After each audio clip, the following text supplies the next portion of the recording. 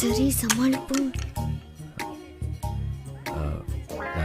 ராத்திரியெல்லாம் யோசிச்சிட்டே இருந்தேன். பொம்பளை பிள்ளைய கை நீட்டி அடிச்சிட்டமேன்னு ரொம்ப சங்கடமா போச்சு. களவாணி பையன் நினைச்சுதான் கை நீட்டினேன். பொண்ணுன்னு தெரிஞ்சிருந்தா நிச்சயமா அடிச்சிருக்க மாட்டேன். உங்க அம்மா அப்பா கூட அடிச்சிருக்க மாட்டாவ.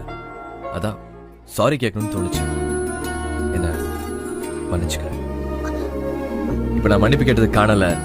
என் மேல இன்னும் கோவம் தெரியல. என்ன அடிக்கணும்னு தோணுச்சுன்னா கூட நல்லா அடிச்சுக்க. 4 பேர் முன்னால வச்சு அடிச்சிடாத. தனியாடி. போலீஸ்காரங்க மரியாதை போயிடக்கூடாது பாரு. பாப்போம்.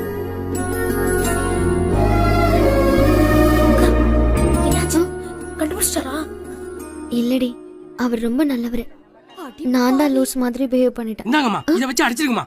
ஏய் இடியட், உள்ளூர்காரனா இருந்துகிட்டு அவர் அடிக்க ஐடியா குடுக்குறியே, அறிவியல உனக்கு? அடிக்க நான் ஐடியா கொடுத்தனா? என்னல நடக்கீங்க?